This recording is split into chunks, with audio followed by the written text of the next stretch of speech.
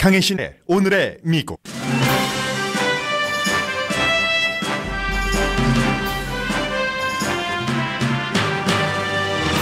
한국 정치 상황은 더 꼬여간다고 LA타임스가 보도했습니다. 청와대 수색과 박근혜 대통령 면담 조사 실패와 관련된 뉴스입니다. 미국을 포함한 해외 언론은 아시아에서 앞선 민주주의 국가인 한국의 문화계에 존재하는 블랙리스트, 이렇게 이제서야 블랙리스트 내용을 비교적 상세하게 전하기 시작했습니다. 일본 언론은 세월호 다큐멘터리 영화 다이빙 벨은 표가 매진되고도 좌석은 텅텅 비었던 일까지도 보도했습니다.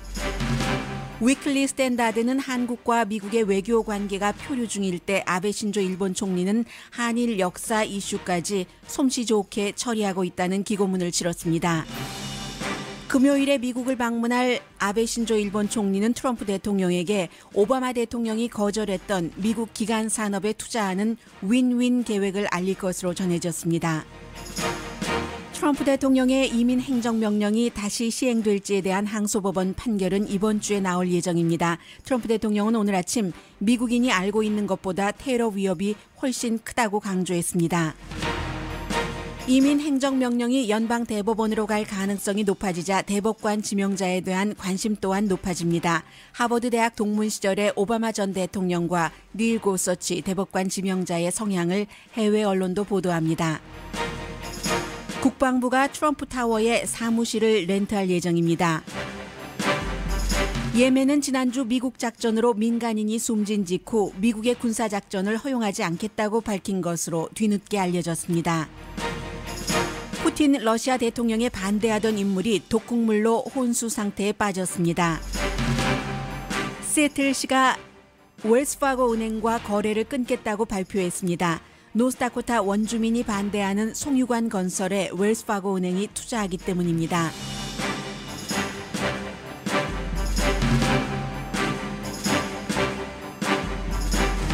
여러분 안녕하십니까? 오늘의 미국 강혜신입니다. 지금 텔레비전에서 트럼프 대통령이 얘기를 하고 있기 때문에 잠시 들어보겠습니다. And it's really incredible to me that we have a court case that's going on so long.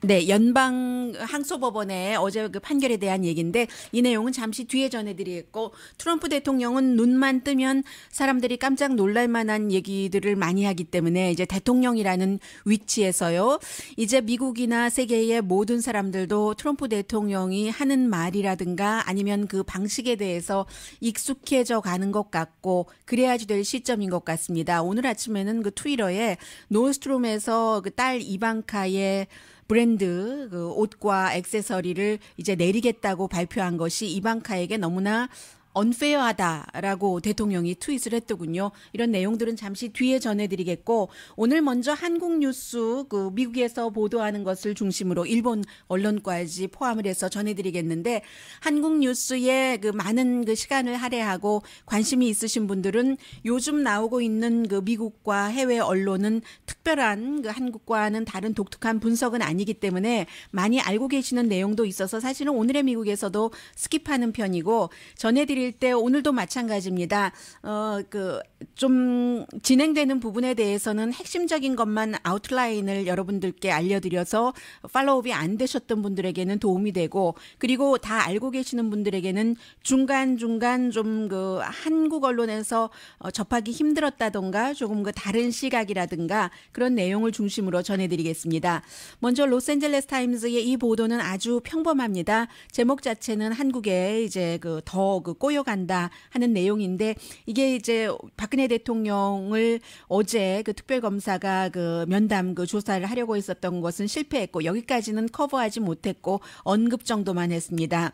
오히려 이제 그 지난주에 있었던 그 특별검사 측이 청와대에 들어가려고 했는데 결국은 그 막아서 못 들어갔고, 그 부분은 또 그 법적으로 막을 권리도 있는 것이고요. 황교안 그 지금 권한 대행이 허락을 해주면 되는데 당연히 뭐 허락을 하겠습니까? 그 개입하지 않았었고, 이런 내용들을 쭉 그 전하면서 뭐 대면 조사가 그 무산되는 것, 그리고 이제 그 청와대 여러 가지 그 조사, 대면 조사 무산된 것에 대해서는 그 특별검사 측에서는 피의자의 입장인데 스타일인데 피의자가 일방적으로 통보를 한 스타일이기 때문에 이것을 앞으로도 대면 조사를 안 한다고 할지 아니면 또 빨리 날짜가 잡힐지 청와대에서 완전히 안 한다는 것은 아니었고 일정을 좀 연기하자 했기 때문에 지금 현재 상황은 그렇습니다.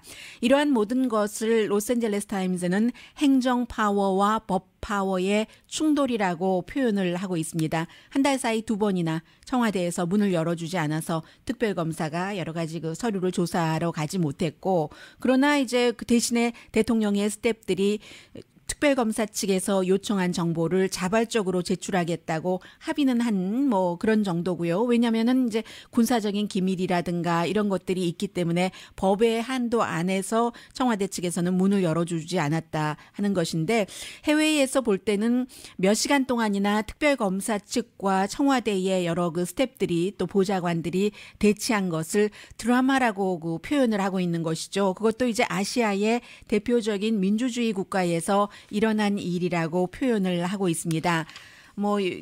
USC의 데이빗 강 교수라든가 아니면 연세대학교 법대 조나단 강 교수의 말들을 쭉 인용을 하면서 대통령이 사실은 뭔가는 좀 해줘야 된다. 이게 지금 한국의 정서인데 그게 청와대에 조사를 하기 위해서 접근을 허용한다던가 아니면 대통령이 직접 조사에 응한다던가 하는 것이요. 그리고 이제 지금까지의 또 오늘의 미국에서도 전해드리지 않았던 여러 가지 일어나고 있는 과정을 상세히 지금 로스앤젤레스 타임스도 쭉 소급해서 전하고 있습니다. 그리고 이제 다시 나오는 얘기죠. 한국의 대통령 권력 관련 스캔들은 새로운 게 아니고, 그러나 이번 케이스에는 사교 리더와 이제 최태민이죠. 관련되고 그 사이에 승마가 있고 최순실이 있고 게다가 이제 문학의 블랙리스트까지 얘기하고 있는데 10,000명이 넘는 사람, 올드보이의 박찬욱 감독이라든가 맨부커상을 수상한 한강 작가 같은 사람도 다 포함됐었다는 이런 것. 결국 검찰은 2월 28일에 조사를 끝내야지 되고 안 되면 이제 한 달 동안 추가를 할 수도 있다는 내용까지 나오고 있는데, 그런데 이제 경찰의 특별검사의 수사와 헌법재판소의 판결이는 분리된 것이기 때문에 리얼 드라마는 헌법재판소가 과연 대통령 탄핵에 대해서 어떠한 결론을 내릴 것인가라고 보도를 했습니다. 그리고 이제 블랙리스트에 대해서 굉장히 많은 언론들이 보도를 하고 있는데 이제 시작한 겁니다. 지난주에 영국의 이코노미스트가 먼저 이 내용을 보도를 하면서, 영국에서 발행되는 이코노미스트이기 때문에 영국의 맨부커상을 수상한 한강 작가도 블랙리스트에 포함이 돼 있다고 전했었습니다. 그것을 시작으로. 근데 특별한 내용이 없어서 제가 그저 스킵을 했는데 미국 뉴스가 요즘 너무 많기 때문에요. 작가 한강 씨의 경우는 맨부커상을 수상하고도 그야말로 어떠한 부분에서는 노벨상에 견줄 수도 있다라고 평가를 하고 있는 그런 것도 있잖아요. 그런데 대통령이 아무리 문화 관계자들이 축하 전화를 해야지 된다, 청와대에 초대를 해야지 된다 하더라도 안 했다는 것 아니겠습니까? 지금 그 책 때문인데, 그 책이 나왔습니다. 미국말로 번역이 돼서 소년이 온다, 베지테리안으로 상을 받았지만 소년이 온다가 영국에선 더 많이 팔렸고요. 광주 사태를 다룬 책이잖아요. 미국에서는 휴먼 액트라고 지난주에 발매가 된 것 같은데요. 로스앤젤레스에서는 그 광주 사태 때문에 결국은 대통령이 끝까지 문학계 그리고 관련자들의 조언을 무시하고 축하 전화 같은 것도 하지 않았다는 것 아니겠습니까? 그랬더니 한강 씨의 아버지가, 한강 씨는 인터뷰 잘 안 하잖아요. 한승원 작가가 우리 딸은 대통령이 축하한다던가 청와대로 오라고 하는 거 하나도 기뻐하지 않았을 것이다라고 얘기를 하는데, 모든 언론이 전부 이 블랙리스트에 해외에서는 이제 한강이 포함돼 있다라고 보도를 합니다. 10,000명이 넘는 블랙리스트가 공개가 다 된 것은 아니지만 새어 나오는 것들이 있잖아요. 그래서 제가 이제 아베 신조 일본 총리가 내일 모레 미국에 오기 때문에 저펜 타임즈의 보도를 먼저 전해드리겠습니다. 청문회 때 이 얘기도 많이 나왔습니다. 김기춘 비서실장이 연관이 돼 있기 때문에 그 세월호의 조편타임스 처음 시작이 이렇습니다. 어린이들의 시신들, 300그 바디들 이런 것들을 다 다룬 다큐멘터리 영화. 표는 완전히 솔드아웃 됐는데 영화관은 반이 비었었다. 이게 다이빙 벨에 관한 것이었잖아요. 그래서 이제 김길권 씨가 그 영화 그 배분자인데 그 배포자인데 너무 깜짝 놀랐다라고 얘기를 합니다. 사람들이 너무 관심이 많았었기 때문에 표가 팔려서 꽉 찰 줄 알았는데 나중에 알게 됐다는 거죠. 그게 이제 다 산 거죠. 그것을 보기를 원하지 않은 그 그룹에서 사서 그게 이제 그 정권과 연관이 있다고 생각을 하는 것이고 티켓을 사서 사람들이 한 사람이라도 더 그것을 보는 것을 막았다는 얘기인데 저펜타임스가 한국은 그 민주주의인데 박근혜 대통령 아래의 문화 환경은 1961년부터 79년 아버지 박정희 시대의 검열 그야말로 뭐 그 김민기 씨가 뭐 아무 그 상관없이 쓴 정서적인 노래라도 한 줄 이상하면 이건 기분 나빠 뭐 이런 식으로 해서 다 검열됐고 그 대표적인 게 또 그 신중현 씨의 아름다운 강산이라는 것 아니겠어요. 신중현 씨가 박정희 대통령을 찬양하는 노래를 만들라고 하는데 끊임없이 거부하다가 내가 이 국토를 찬양하는 노래는 만들 수 있겠다 해서 만들었었던 것이 아름다운 강산이고 그래서 그의 아들이 이번에 박근혜 대통령을 지지하는 그 시위대에서 태극기 그 지지대에서 이 노래를 부른 것을 굉장히 거북하게 생각했었다는 그런 것 아니겠어요? 그래서 더군다나 중요한 것은 지금 한국의 엔터테인먼트가 한류가 굉장히 생명력을 발휘를 하고 있는데 텔레비전 드라마부터 영화부터 이 다이빙벨 같은 경우도 부산 영화제에 이 다이빙벨이 초청됐다 해서 결국은 그 부산 영화제에 그 정부가 기금 다 삭감하고 어떻게 됐어요? 그 당시에 부산 영화제. 그리고는 이제 지금 여러 가지 이런저런 일들로 중국의 뭐 조수미 씨, 백건우 씨 이런 것도 중국과의 이제 또 다른 관계 때문에 지금 그 스케줄 같은 것이 공연 스케줄이 취소되고 있는데 한국 내부에서는 연예계에서 이런 확 뜨고 있는 이런 그 일들조차도 결국은 그 사이에 블랙리스트라는 것을 통해서 여러 가지가 억압됐었다 해서 다이빙벨의 배포 했었던 이분은 여러 관계자가 영화의 관계자가 전화가 도청당했었고 내가 20년을 이런 일을 한국에서 해왔었지만 처음이다 해서 너무 놀랐었던 것이요. 그리고는 이제 저펜타임스가 아시아의 가장 큰 영화 이벤트의 기금도 결국은 여러 가지 블랙리스트 관련 이런 것 때문에 이제 중단되고 아주 형편없이 그 당시에 끝난 부분이 있고 한다는 것. 오랜만에 이장호 감독 얘기를 듣네요. 뭐 별들의 고향 등등. 왜 이장호 감독이 그 당시에 사랑 영화만 만들었는가? 뭐 고래사냥도 있었고요. 젊은이들가 이해가 다 되는데 지금 71세랍니다. 저펜타임스와 인터뷰에서 과거에 박정희 대통령 시절에 얼마나 컨트롤했었던가 한 줄이라도 영화라든가 어떤 문화계의 대사에서 가난이라든가 부패 또 부정적인 것이 들어가면 다 금지가 됐었기 때문에 그 당시에 내가 만들 수 있는 영화의 소재라는 것이 정말 별 의미도 없는 멍청한 로맨스라든가 이런 것밖에 없었었다라고 얘기를 합니다. 그리고 그 뒤에 이제 민주정권이 들어서고 계속 자유, 표현의 자유가 강조되는 것이죠. 하면서 한국의 문화, 특히 한류, 드라마 이런 것들이 막 완전히 꽃을 피웠는데 그렇게 피운 꽃이 이제 문화적인 상품으로 성공하는데도 굉장히 지금 위협이 되고 있다. 이런 검열 같은 것 때문에도 여러 가지 중국과 뭐 사드 문제도 그렇지만 그런 얘기도 하고 있습니다. 그래서 이제 한국에서도 뭐 영화계에 대해서 어떤 영화를 만들 때는 정부가 기금을 조금 투자하기도 하는데 그럴 때는 뭐 어느 부분은 당연하게 일리가 있죠. 애국적인 영화를 만들어서 군인이 뭐 적과 대치하고 싸우게 한다던가 아니면 한국의 경제 번영을 얘기를 하라고 한다던가 이게 이제 박근혜 대통령 시절에는 아버지 시절과 마찬가지였었다라는 얘기를 하고 있습니다. 그래서 지금 한국이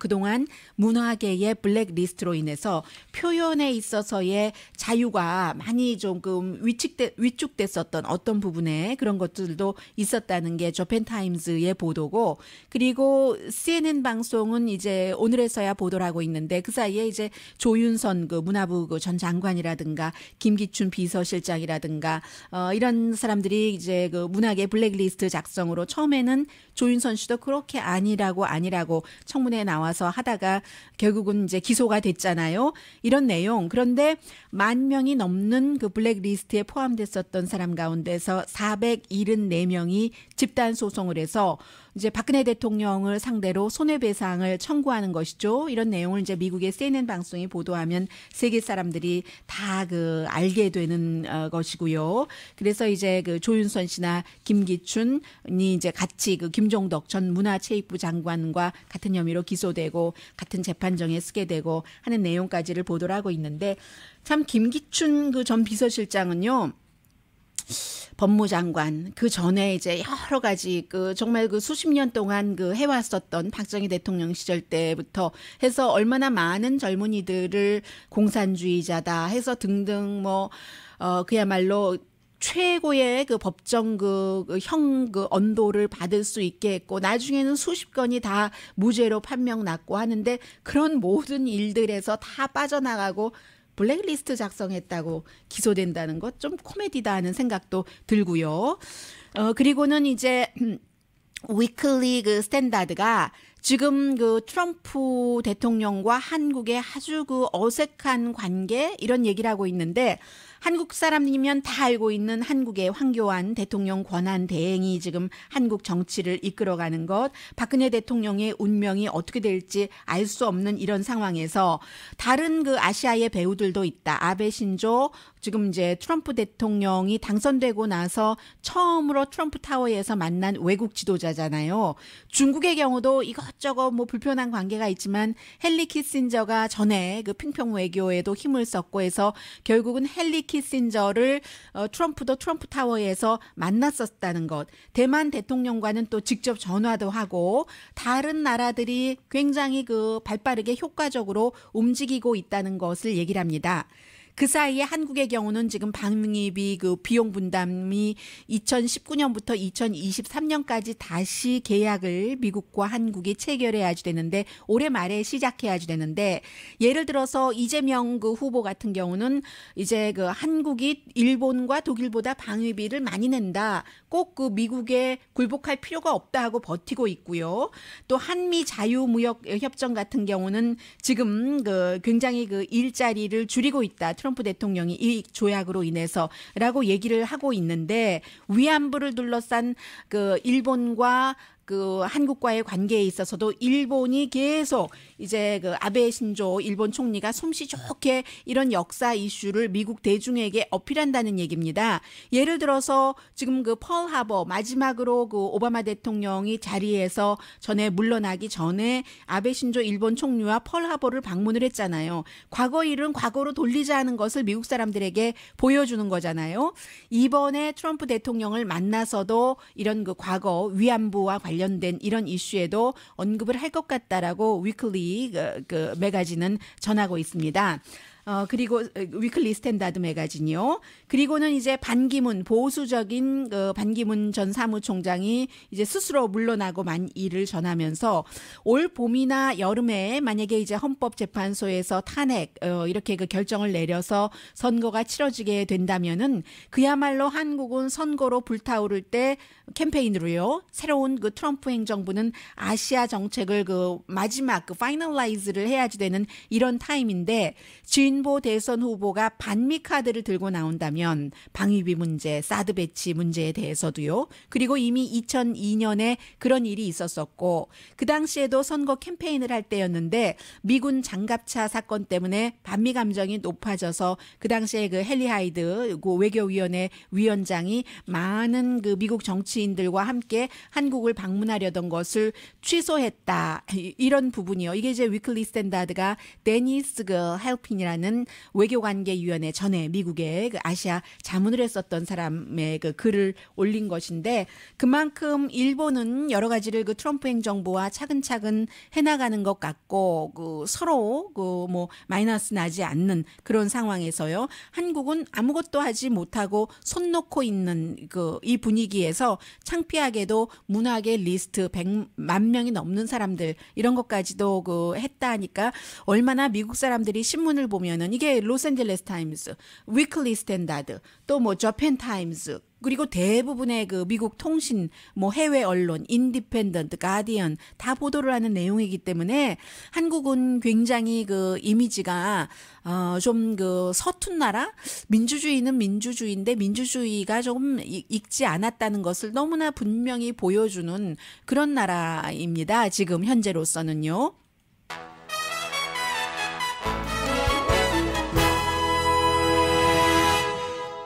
네, 그 어제 1시간 조금 넘게 했어요. 이 미국의 항소법원 3명 판사가 이제 전화로 그 워싱턴과 이제 그 다른 주의